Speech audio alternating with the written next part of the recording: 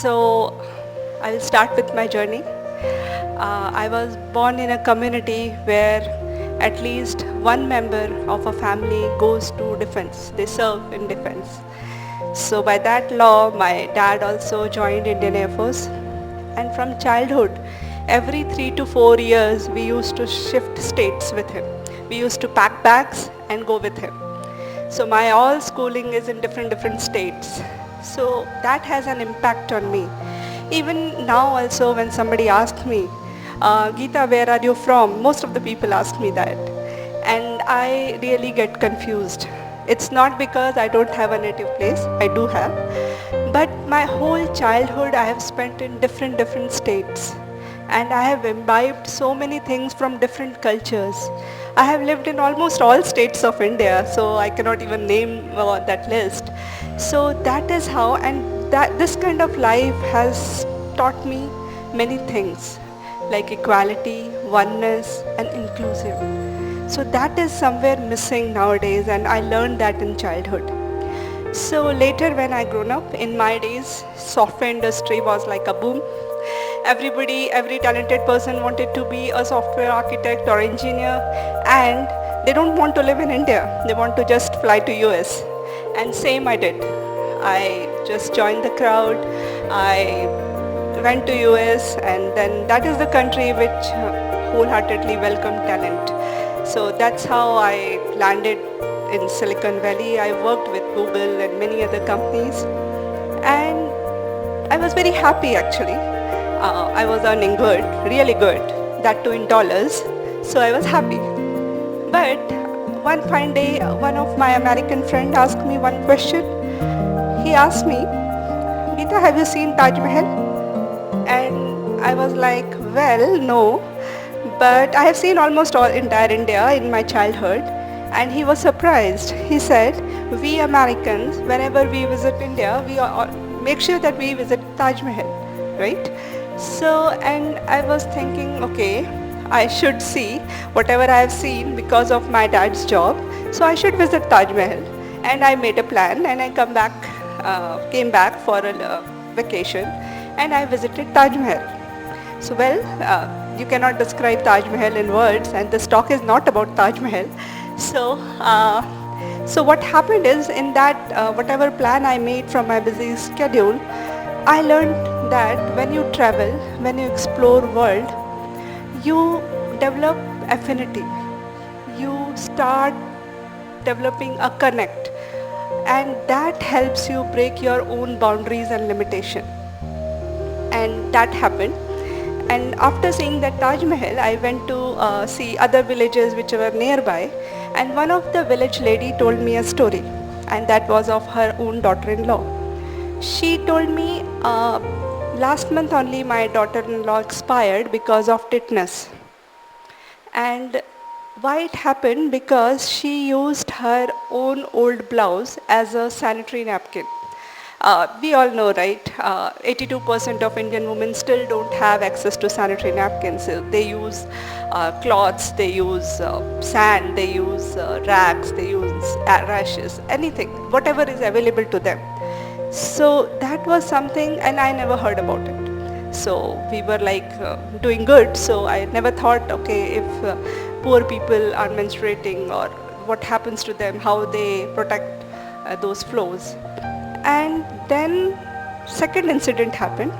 I was in a Delhi hotel, and I saw two girls removing from a garbage pile some cloths and used sanitary napkins. I just asked them, what you are doing with this? So they were not happy to answer that, but I insisted, please tell me what you are going to do with this. And to my surprise, they answered me, we wash it and we reuse it. It was another shocker for me, because somebody's used pad, how you can wash and how you can use. That I couldn't believe, and I couldn't imagine how that is possible. And then that was the last moment when I thought about US. And I just decided this country has given me a lot, and I should work for it, and whatever I can do, little or whatever. So I resigned from my job, and I came back to India, and I never knew what I have to do, but I started taking small sessions in schools, in colleges, wherever I got chance.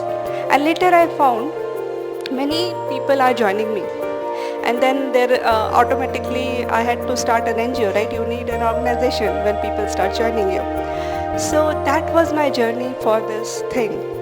But the problem with this issue is we all talk about women empowerment, we all talk about gender equality, but this is one of the grassroots issues.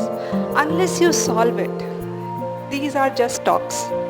When we say 82% women in India don't have access to sanitary napkin, you can think it's not a simple number or a lesser number. And 70% women in India are suffering from reproductive tract infections. There is a separate program, government program running on anemia. And why we are having anemia? Because girls bleed. Because of infection, they bleed furthermore. And that causes anemia, one of the biggest reason of anemia in India. And 1 out of every 5 girls drop out of school when her first period starts. So this is a very big issue to tackle, and I don't think one NGO, one person or even a government can solve it. Everybody will have to join their hands together and work for it. So this was the thing, and we started with this, and now what we are doing is we were doing awareness sessions everywhere, and then we realized, okay, we are doing awareness session, but where is the solution? Because you are wearing them, use sanitary pads, but the sanitary pads which are available in market, they are not affordable, right? So if you have a family of 3 or 4 people, at least 2 will be a female, and then both need sanitary pads. And every month, it is not just one time buy. So that was the challenge. So there started Stri napkins, which we started, and it is the most affordable napkins in India and the most premium one. The reason is whatever is available in India is not of that quality. It is itself is causing many infections. So we thought, okay, we will develop something which is cotton and which helps these women really, because that is something which was missing. So we came up with this, and with that Stri napkin we reached till now 20 lakh women, and we are now in 11 different states. So now we are in 11 states, and we have, in last 2 years, we have covered almost 10,000 schools, and we are doing awareness sessions there. And there is another requirement, like sanitary napkin is not just for consumer. When you start this, it is itself is an income generation program for many women. So almost thousands of women are working in packaging, distribution. So as an NGO, we have made sure that we will not use normal supply chain. We will use the social chain of these women, and they will be benefited by whatever they earn. So that is how it is happening. And the awareness program in schools. So if you take only Pune district, there are more than 2,000 schools. And if we are talking about government schools, there are 70% students or kids still study in government schools. Only rest of them are in private schools. So we have to focus on government school. And the situation of government school is still teachers feel ashamed to teach reproductive parts of our body. And that is the biggest issue. If you are not telling your children, whether it is a period related or sexual education or whatever, if you are not telling them, it's have a very negative impact. It's not that they will not come to know, but it will have a very big negative impact, because from wherever they will learn, it won't be a positive information, because positive information either parents can give or teachers can give. If they both are silent, then from wherever they will get the information, it may not be right? So then we came up with another idea, and I thought of writing a book, and I don't know how it became a comic book, and it is named as Moontime. And it's not a very good book in terms of, because if you read about it, it has a BD Sahitya Akademy award, but I feel because of the need, that award has automatically came. And this book, what it involves actually, all the schools where we went, girls had very simple questions and they were not getting those answers neither from their parents nor from their teachers. And if you talk about doctors, so in India, if you out of 10,000, if you have 10,000 people, you have only one specialist. So forget about going to a gynecologist. And they had very simple questions. So what we did is we list down all the questions from all the schools, and we made a board of doctors from national doctors, international doctors, and we asked, see, these are the questions, can you answer these? And we will put it in form of book, and we will include this in curriculum. So now it is in Telangana government has started that program, and we are hoping like more and more governments will take it up, because changing the existing course is very difficult, right? So this is one of the initiatives, and we are running many more initiatives. But before that, I will tell you about a hippo effect. So this is nothing. This I have named it because this I learned from my experience. When I was in US, I was working for an NGO, volunteering. I was not really busy with the dollars. I was working some good things also. So that NGO was working for upliftment of African people, right? Because they are very poor, and they were working on that. And there was one project there. They were teaching them to do farming, okay? And why they were teaching them to do farming? Because they thought it was in Zambia, and they thought Zambian land is very fertile, and it was a riverside land, it is a valley. So they launched a project, okay? And that project has teach the local people about agriculture, tell them, they just taught about two things, tomatoes and zucchinis, and you grow. And local people were not at all interested. So they started giving incentive to those people. And when they started giving incentive to those people, some of the people turned up and they started doing farming. And later, we realized like, okay, this is such a fertile land. How come these people are not doing anything? Why they are not growing anything? But we never spoke to them. We just dictated, you have to do this project. And they did it. And we were amazed to see the size of our tomatoes. They were really magnificent. And we were very happy. And overnight, 100 rhinos came and they ate everything. And then we thought, oh God, from where these rhinos came? And local people said, that's why there is no agriculture here. And we were saying, why you have not told us? They said, you have not ever asked us. So that is happening actually in many sectors where people are doing, starting with the ideas, but there is no communication. The impact which you want to see, it will only come if you involve people. I have seen most of the time people know the solution. I have seen they just need knowledge, they need resources, they need your guidance. Most of the time they know how to solve their own issues. But what we do is we start dictating, and that is what I have learned, and I say it hippo effect. And in all our initiative, be it is education, be it is sexual harassment, be it is gender equality, anything, even malnourishment, we are implementing it. We shut up and listen first, and then we implement anything, we design program accordingly.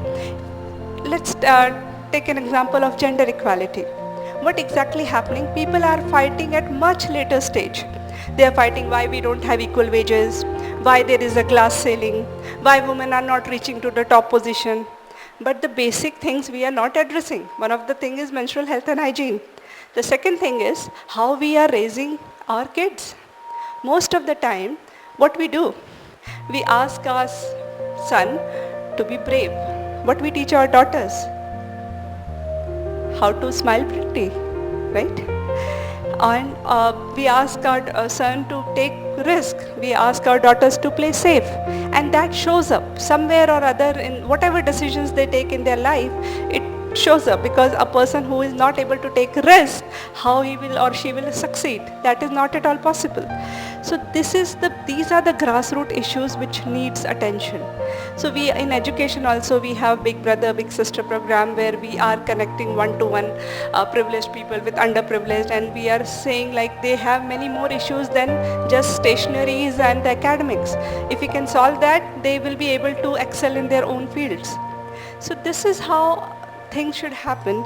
And as you see my journey earlier, I was not able to solve even my own life issues.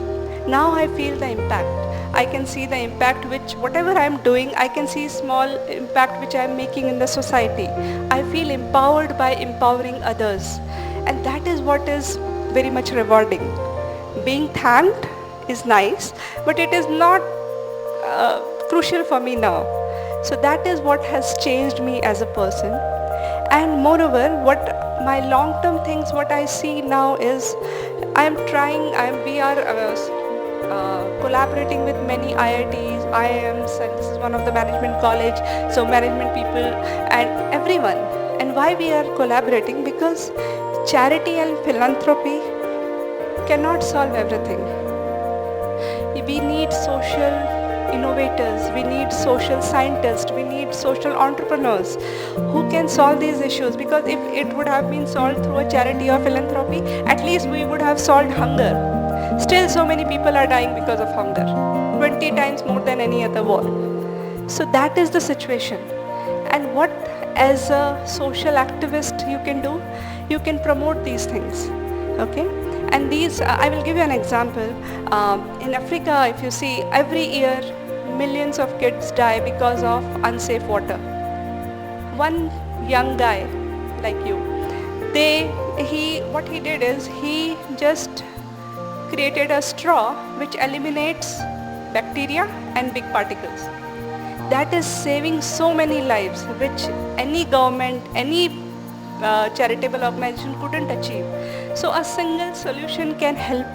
So that is why it is very, very important to have social innovation, social entrepreneurship. The biggest challenge is our thought process. What we think is, it is fine if somebody is making money by not helping others, but it is not fine if that person is making money by helping others. I'll give an example. A person can earn $50 million by making a violent video game, and we are fine with it. But we are not fine with the person who is curing kids for malaria or something and making $500,000. We are not fine with it. So unless you incentivize the people, how you think the new talent will come? It's very difficult to bring the new talent, new ideas. I see so many good people who, just because they cannot compromise on their economic things, they cannot compromise. And what they do is, they go for a for-profit organization, and they think, and they are not greedy people. They are very good people, but I can say they are very smart people. So they go to a non-profit for-profit organization, and they do job there, and they give some amount as a philanthropy, and they give to the NGO. But do you feel that amount can replace that person? If that person would have come on dais, he would have changed many things.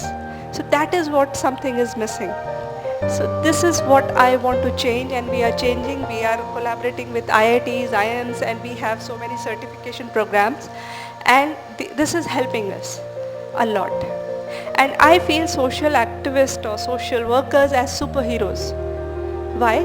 Because there are two things. A superhero has a mission, and they know how to accomplish that mission, how to complete it. So social worker does the same thing. He or she knows the mission, and they know how to complete that mission and how to bring the change, right? So this is what is required. The problems which we are facing are tremendous. Every second child in world is growing up in poverty. We have already messed up our environment, and there are so many things are going on. We are depleting our own natural resources, and we are doing it at much faster rate. So that is something which we have to solve, and it cannot be solved unless more and more people come, and we need more and more superheroes. And that is what, and how it will happen, when we make humanity as our own religion. Humanity should be your race, and humanity should be your business. Thank you.